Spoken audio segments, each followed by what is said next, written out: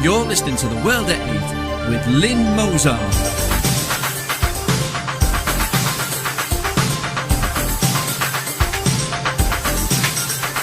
The World at 8, the number one in nationalist news.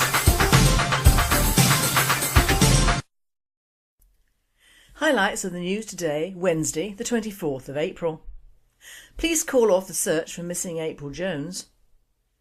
2,600 NHS workers earn more than the Prime Minister's £142,000 a year salary. Keighley MP opposes Sharia law plan. St George for all. Muslim Council of Great Britain. Merkel says Eurozone members must consider ceding sovereignty. Sweden Democrats rake in southern support.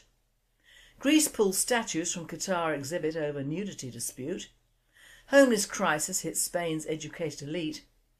Morning brief, car bomb hits French embassy in Tripoli. Nestle CEO seeks to control the world's water supply. United Arab Emirates, Western bathing suits banned on tourist beaches. Thought for the day, a Sharia state in the making. And finally, Jaws he ain't, but oh boy is he cute.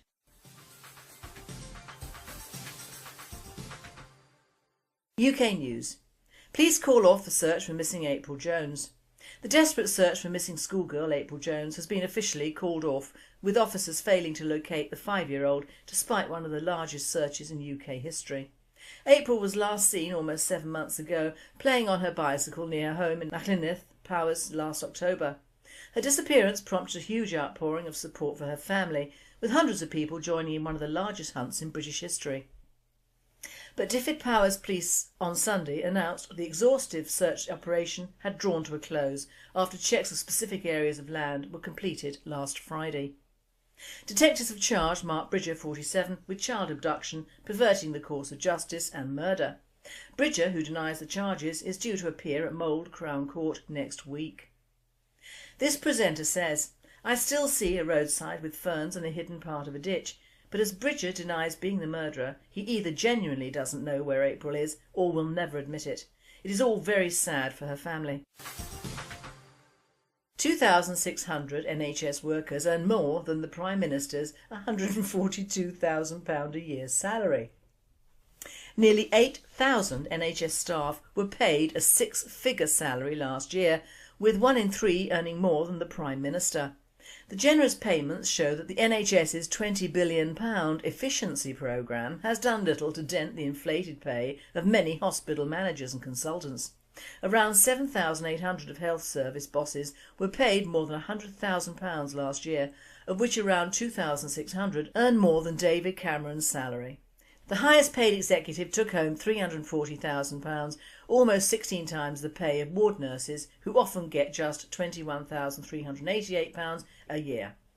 World at 8 says, "I worked for a pharmaceutical company once who employed qualified doctors, but they left us after a couple of years to make more money out of the NHS. I do know of some others who have been non-medical and not qualified, making obscene amounts of money in hospital management. One has to argue that in the case of some ward nurses they can't even speak English, so don't justify salary increases across the board, but it does seem unbalanced." Keighley MP opposes Sharia law plan.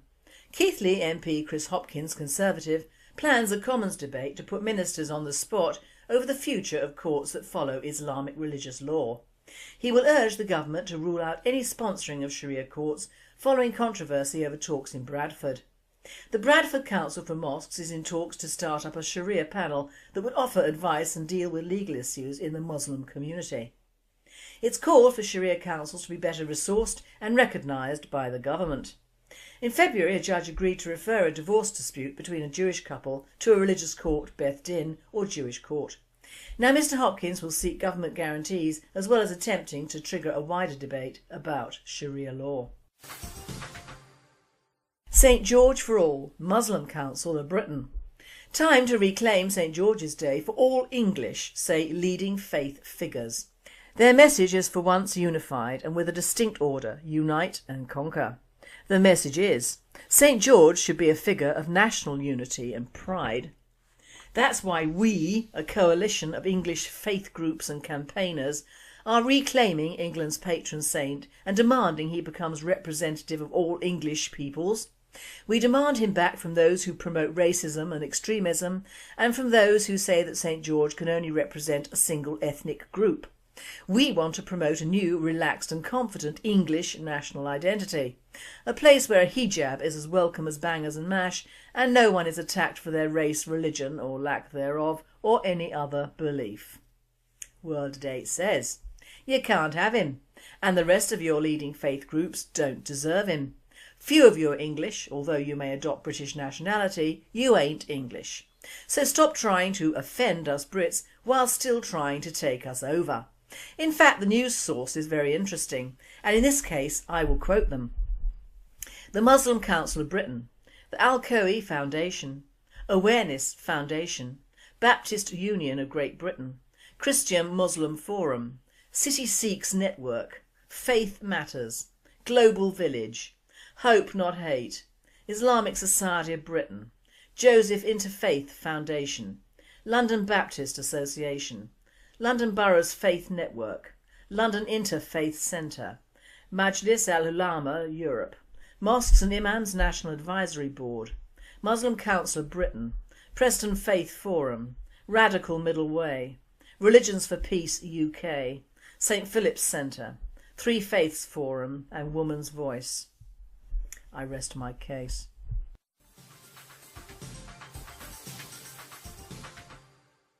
European news. Merkel says Eurozone members must consider ceding sovereignty. Eurozone members need to accept the fact that in certain cases Europe should have the last word, German Chancellor Angela Merkel said. During a conference sponsored by Deutsche Bank attended by Polish counterpart Donald Tusk, Merkel said, "We act as if we want common solutions when on the brink, but as soon as the pressure eases we all go our separate ways." Merkel also argued that relinquishing sovereignty on specific aspects of policy is prerequisite to building Europe. Tusk, for his part, warned of the dangers that go with others members' perception of Germany trying to force its model on the bloc. World Date states, "This is the beginning of the end." Sweden Democrats rake in southern support. The immigration-critical Sweden Democrats would nab 16% of the vote in regional elections in the south if residents were to cast their ballots today, revealed a new poll by YouGov commissioned by the Metro newspaper. In Malmö, our membership numbers are up by 30% in the past 6 months, Sweden Democrat Malmö Municipal District Chairman Jörgen Grubb told the local. "We see a general increase, so it doesn't surprise me that support has gone up regionally." Neither did the new poll results surprise observers who are traditionally critical of the Sweden Democrats. Greece pulls statues from Qatar exhibit over nudity dispute. Greece has pulled 2 ancient statues from an ongoing Olympic Games exhibition in Qatar over a dispute over nudity, a culture minister source said on Tuesday. The statues have already returned to Greece, a culture ministry source told AFP, adding, "Organisers in Qatar wanted to cover up the statues' members with black cloth, so they were never put on display. They went back into storage and returned on April the 19th. The statues, a classical Greek youth and a Roman-era copy of an athlete, are both nude, the manner in which Olympic athletes competed in antiquity." World Date says, "I've heard it all now. True bigotry in all its glory. But Islam has strict rules in art as it does everything else. No human form ever. Very wrong if they want to either integrate, or very bad news if they mean to take over various countries. No art, no books, no culture, no history permitted. The way of things to come." Homeless crisis hits Spain's educated elite. More and more qualified middle-class Spaniards are sleeping rough in the streets of Madrid every night, according to a study carried out by the capital's emergency service, SAMUR. Spain's capital has the highest number of homeless people ever, and yet the profile of those sleeping in the streets is in stark contrast to what one might expect. 1 in 4 homeless people in Madrid has completed some form of higher education, and 41% of them are sleeping rough as a result of losing their jobs. Only 6.4% are addicted to drugs and just 21% have a problem with alcohol. Online daily 20 Minutos reported on Monday. Madrid's emergency service SAMUR has found most of the newest homeless people in the capital are either middle class or lower middle class who have been affected by Spain's financial crisis. They're also older than ever, with the average age of the homeless person in Madrid now standing at 46.36 compared to 41.5 in 2008. They haven't given up hope though. World Date states things were better for these liberals under Franco, although they would never have thought it at the time.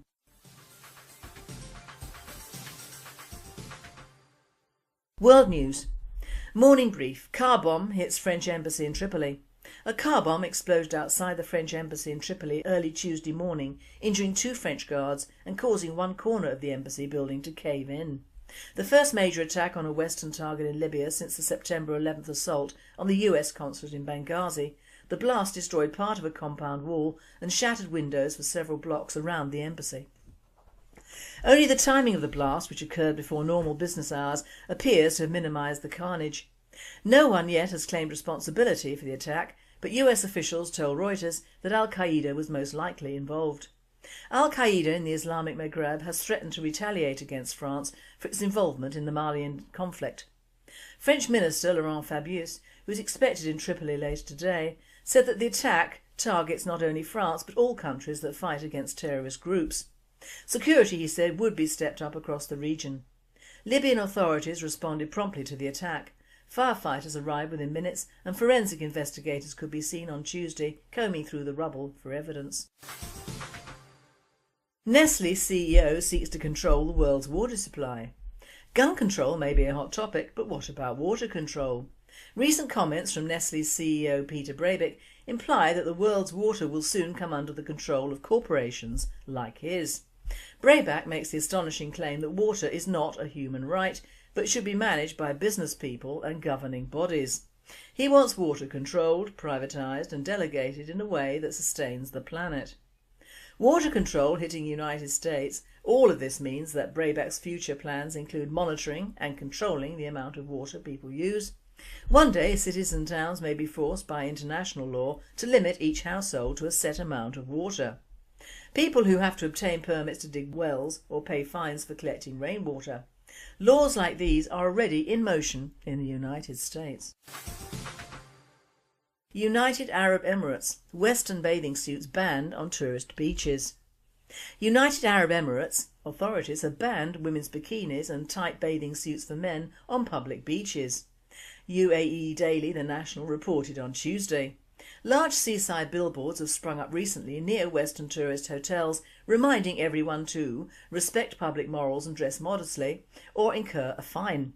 While foreigners and tourists have so far mingled with burqa and hijab-clad locals on the UAE's non-gender segregated beaches, their presence, their bikinis and their tendency to hug and kiss in public have been deemed offensive by the traditional Islamic majority. The local population reportedly welcomed the Western bathing suit ban. "I'm absolutely in favour of banning bikinis because they are not respectful of our beaches," Hessa Ahmed, a wife and mother of 2, told the National. She once fled the beach with her children when a Western couple lay down nearby. "She was wearing a two-piece and I was afraid she might take her top off. I didn't want my children seeing such obscenities," Ahmed said. While the Emirates want to attract international tourists and investments, they must take into account their traditional population, which is unprepared for coexistence with other non-Muslim cultures. A recent survey shows 6 out of 10 citizens believe foreigners do not respect local values, and a December 2012 Twitter campaign called for ad hoc legislation forcing non-Muslims to dress modestly. World Today comments, "In some awful way I can understand this, as we are strangers in their countries. But if only they would observe the same rule in Western countries, where non-Islamic people don't like the hijab or national dress of their non-tourists, which scare young children, or mosques, food, shops, or in fact anything non-Christian or non-English, which they still insist on doing. It should work both ways. At least our tourists go home."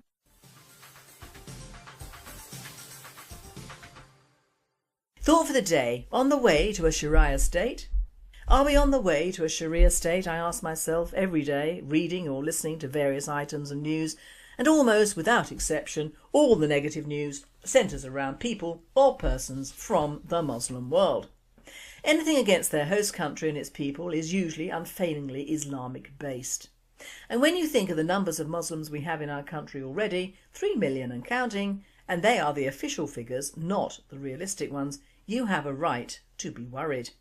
I personally don't agree that to be concerned about our future is racist or Islamophobic. That is the Marxist left and liberal lovey's comeback.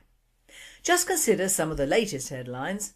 Bombings in Boston, new arrests for Muslim sexual underage grooming, rapes of very young children, and they have even intruded on our age-old sport of horse racing in the form of trainer Mahmoud Al-Zaruni accepting responsibility for the fact that 11 horses from the stable, including unbeaten Certify and Gold Cup runner Opinion Poll, have tested positive for anabolic steroids, with a slightly lame explanation that he didn't realise he was doing anything wrong because the horses were out of competition. It's impossible to underestimate how embarrassing this doping bombshell is for Sheikh Mohammed, Godolphin's owner, who is also the ruler of Dubai and Prime Minister for the United Arab Emirates. Zaruni will take the hefty rap for this, but it's well known in racing circles that nothing goes on in the Godolphin stables that the Sheikh, known as the boss, doesn't know about. But money is money and shite walks. Many will think I'm anti-Islam, and you'd be right, I am. It has no place in any civilised country or society today, which could explain why all the countries and peoples Islam has taken over or converted remain third world countries, and their people get the hell out of Dodge, usually to the Western Hemisphere, to escape the constraints that Islam puts on them, and in a sick way to spread this evil religion even further.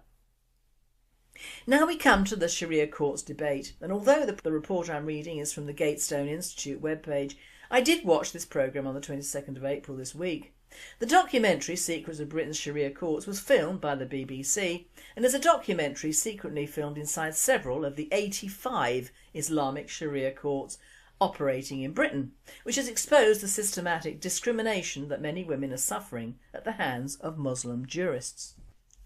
Gatestone states that the undercover investigation proves what has long been suspected, namely that Sharia courts which operate in mosques and houses across Britain routinely issue rulings on domestic and marital issues according to Islamic Sharia law that are at odds with British law. Although Sharia rulings are not legally binding, those subject to the rulings often feel obliged to obey them as a matter of religious belief, or because of pressure from family and community members to do so. The documentary contends that Sharia courts run by Muslim judges known as Qadi are putting women at risk of violence from abusive husbands by pressuring them to stay in abusive marriages. In one case, the BBC secretly filmed proceedings at the Islamic Sharia Council in Leyton, a heavily Islamised area in East London. While there, a BBC reporter met Sonia, a Muslim woman from Leeds, who has suffered extreme physical abuse from her husband.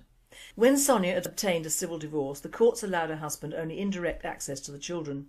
After Sonia threatened to contact the police, the Leyton Sharia Council dropped its demand. Reflecting on the court case, Sonia said, "I couldn't bear the thought of such a violent person having my children. What was shocking was when I explained to them why he should not have that access to the children. Their reaction was, well, you cannot go against what Islam says." In another case, a Muslim convert from Bristol named Cara contacted the Leyton Sharia Council for a divorce. Cara, who met her husband at university, had been persuaded to have only a Sharia marriage. After the wedding, she was abused by her husband, who allegedly controlled her by taking all of her earnings. After he brought prostitutes to their home, Cara ran away to a shelter. The BBC then sent an undercover reporter to the Leyton Sharia Council to see what advice its members would give a vulnerable female client. Her story was that her husband was hitting her. During the proceedings, the secret recordings show that Sahib Hassan, a senior member of the Leyton Sharia Council, told the undercover reporter that going to the police would result in her having to go to a shelter, which he said was a very bad option. Hassan suggested she should ask herself if the violence was due to her own actions, then urged her to redouble her efforts to be a good wife by cooking and cleaning for her husband. The BBC also filmed proceedings at Sharia Council Dewsbury, a city in West Yorkshire that is a magnet for Muslim immigration. Islamists have promised to turn Dewsbury into an independent Islamic state ruled by Sharia law and entirely apart from British jurisprudence. Incidentally, the Sharia Council of Dewsbury used to be a public house. Also, Dewsbury used to be known as Dewsbury because of the high Jewish population in the 50s. Now, one of the main points about these courts is that they run a parallel quasi-legal system alongside the British legal system, and no country can run two legal systems. It just shouldn't be allowed to coexist. That point, more than the plight of these Muslim women, is what should be broadcast loud and clear. There is an elephant in the room here, again along with the sexual grooming of children. These Muslim women, although they have my sympathy as a woman, know the culture they're born into, and moving from one country to another doesn't stop it. The BBC showed the secret footage to the head of the Crown Prosecution Service in northwestern England, Nazir Afzal, a Muslim who has spoken out against honour-based domestic violence. He said he was disappointed but not surprised by what he had seen. Referring to the Sharia courts, Afzal said, "Most of them are fine, absolutely fine, but there are some who are putting women at risk, and doing so for ridiculous reasons, namely that they are somehow responsible for the abuse they're suffering." Now, I've seen Afzal in action and he is extremely clever. He states and agrees with the obvious but leaves out the main point of the problem, that it is the people of his religion that are the cause of many troubles in this country. He has slid out of any real action on the Muslim grooming cases, which occurred mainly underneath his nose, stating it was an Asian problem that did sometimes involve Muslims from certain communities. He has done the same with these illegal courts by understating that most are fine but some let down the women, and he is disappointed by that. He can't say what we indigenous peoples want him to say, but why not? Because he was voted into office by his own, and he is a Muslim. So how can he turn against his own people the way that we white Christians can and do?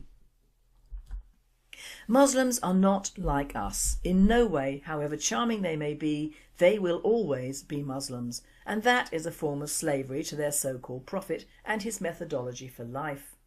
It should be no surprise to either the BBC or indeed us that these Islamic courts are havens for male chauvinist pigs, and you have to remember that I'm not a woman's libber, but I am a woman, and I can see the terrible difficulties that Muslim women have to put up with. And words fail me as to the reasons why many European women convert to this repressive and cruel way of life. It is WYSIWYG. What you see is what you get. Gatestone continues. Under the Arbitration Act 1996, Sharia courts in Britain, home to a sizable Muslim population of nearly 3 million, are legally recognised as providing a form of alternative dispute resolution. In addition to marital disputes, Sharia courts rule in conflicts over inheritance, contractual disagreements between Muslim landlords and tenants, and sometimes between employees and their employer. But Sharia courts have long been accused of discriminating against women. In the case of divorce, for example, men and women are treated differently. When a man has initiated a divorce, the procedure is called talaq. When a woman has initiated a divorce, it is called khula. With an Islamic marriage, a man can initiate the divorce from his wife by pronouncing the so-called triple talaq: I divorce you, I divorce you, I divorce you.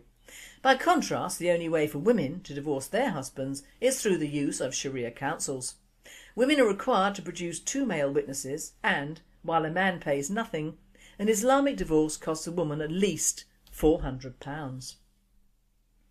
The British Parliament held its first ever full parliamentary debate on the issue of Sharia courts in October 2012, after the Baroness Cox, who has long campaigned against the spread of Islamic law in Britain, presented a bill in the House of Lords that would specifically limit the activities of Sharia courts and explicitly require them to uphold equality laws, including women's rights. The so-called Arbitration and Mediation Services Equality Bill, currently moving through the legislative process, would also make it a criminal offence, punishable by 5 years in prison, for anyone forcefully to claim or imply that Sharia courts or councils have legal jurisdiction over British family or criminal law. Baroness Cox told the House of Lords about Sharia law cases she had encountered, including that of a woman who had been admitted to hospital by her violent husband, and who had left her for another woman but still denied her religious divorce so she could remarry. Another woman was forced to travel to Jordan to seek permission to remarry from a 7-year-old boy she'd never met because she had no other male relatives. A third woman who came to see her was so afraid of being seen going to the Sharia court that she hid behind a tree. There is a telling sentence coming up, and it is, another woman told Baroness Cox, "I feel betrayed by Britain. I come to this country to get away from all of this, but the situation is worse here than in my country of origin." What is interesting is that in so many of these Sharia court divorces or disputes, the man involved has already gone back to Pakistan and remarried, or simply vanished. Now, are these the people who come here as asylum seekers or progeny of same? If so, asylum from what? as they appear to happily travel from our country back to their homeland or spiritual base, quite regularly taking holidays and marriage breaks. What is the point in them coming here at all, if you might say, apart from the woman who felt betrayed by Britain? It ain't our fault, matey. If I had my way I wouldn't allow any of you in this country in the first place, let alone after 9/11. And if she came to this country to escape all this, then her husband or father is more accommodating than the majority. Why didn't she stay in her own country and try to alter that social structure and culture? These thickets don't seem to know that if you vote your own in and breed yet more little Muslims, you're just putting in place more obstacles to ever being emancipated. You are in fact creating little Islam in other countries. Simples.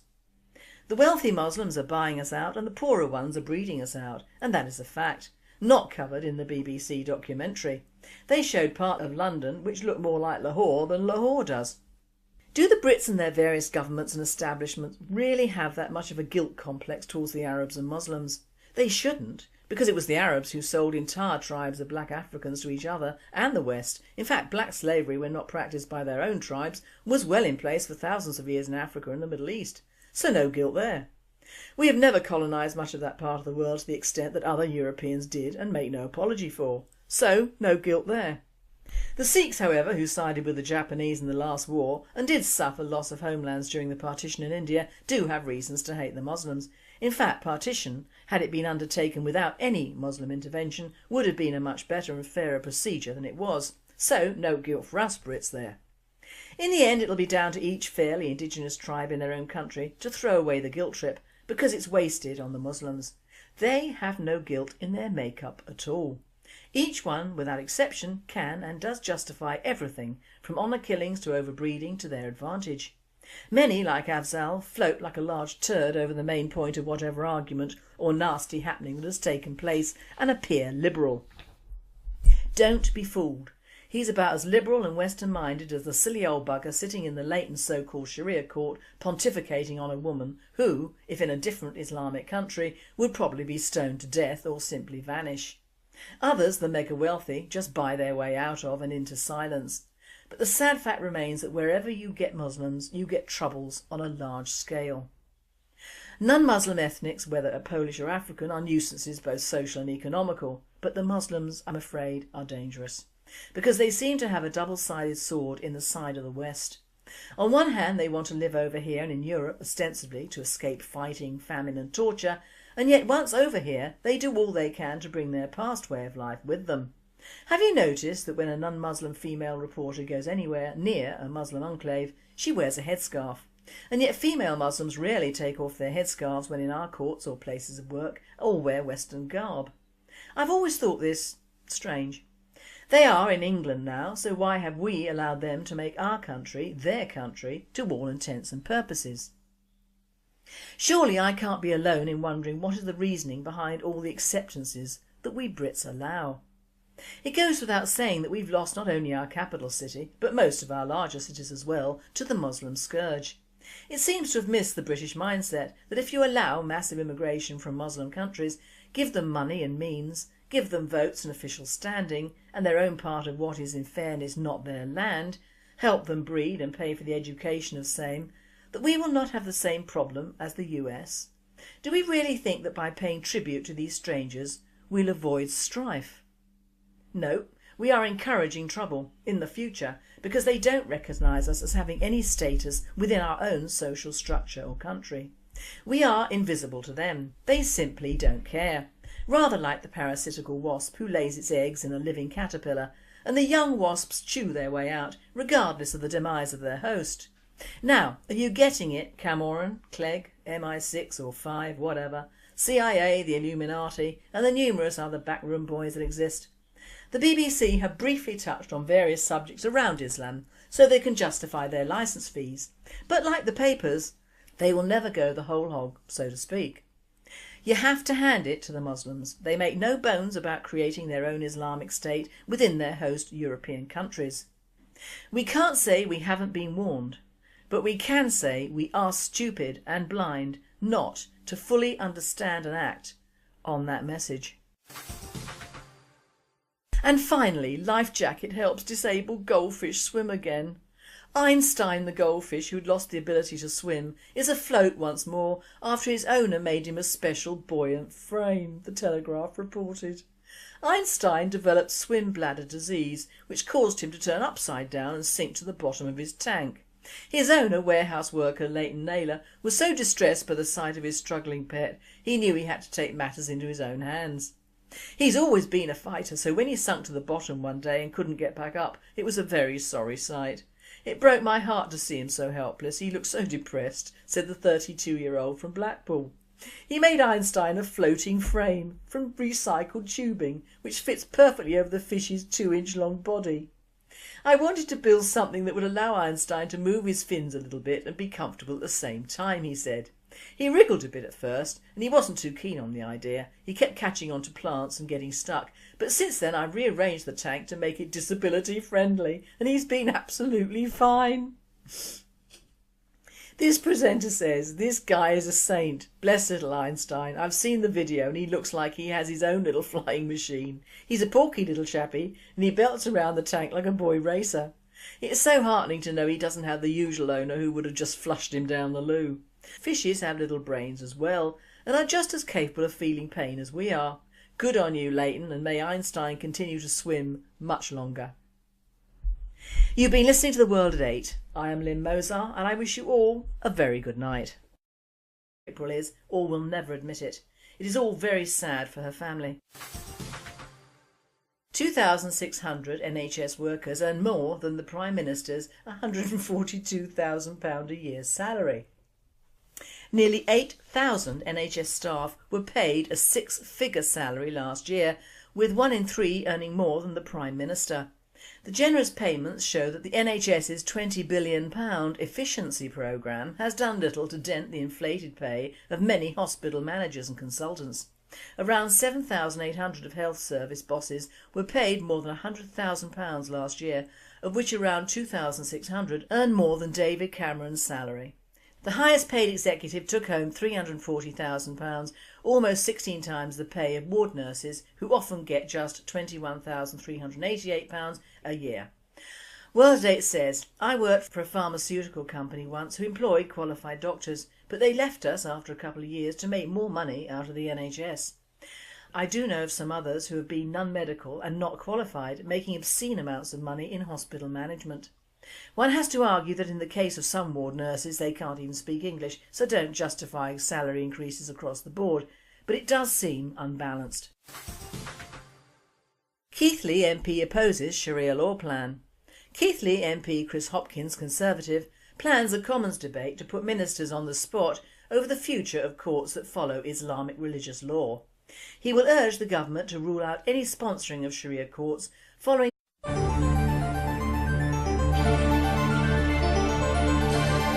You're listening to The World at 8 with Lynne Mozart.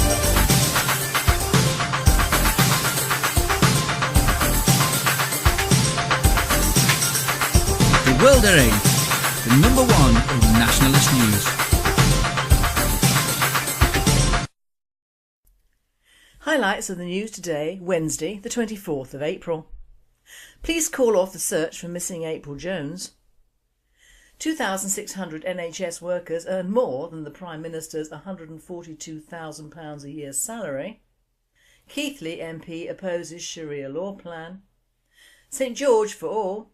Muslim Council of Great Britain. Merkel says Eurozone members must consider ceding sovereignty. Sweden Democrats rake in southern support. Greece pulls statues from Qatar exhibit over nudity dispute. Homeless crisis hits Spain's educated elite. Morning brief, car bomb hits French embassy in Tripoli. Nestle CEO seeks to control the world's water supply. United Arab Emirates, Western bathing suits banned on tourist beaches. Thought for the day, a Sharia state in the making. And finally, Jaws he ain't, but oh boy is he cute.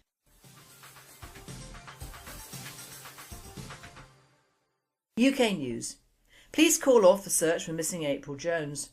The desperate search for missing schoolgirl April Jones has been officially called off, with officers failing to locate the 5-year-old despite one of the largest searches in UK history.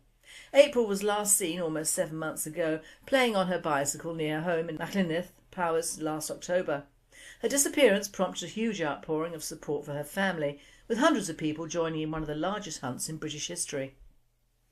But Dyfed-Powys Police on Sunday announced the exhaustive search operation had drawn to a close after checks of specific areas of land were completed last Friday. Detectives have charged Mark Bridger, 47, with child abduction, perverting the course of justice and murder. Bridger, who denies the charges, is due to appear at Mould Crown Court next week. This presenter says, "I still see a roadside with ferns and a hidden part of a ditch, but as Bridger denies being the murderer, he either genuinely doesn't know where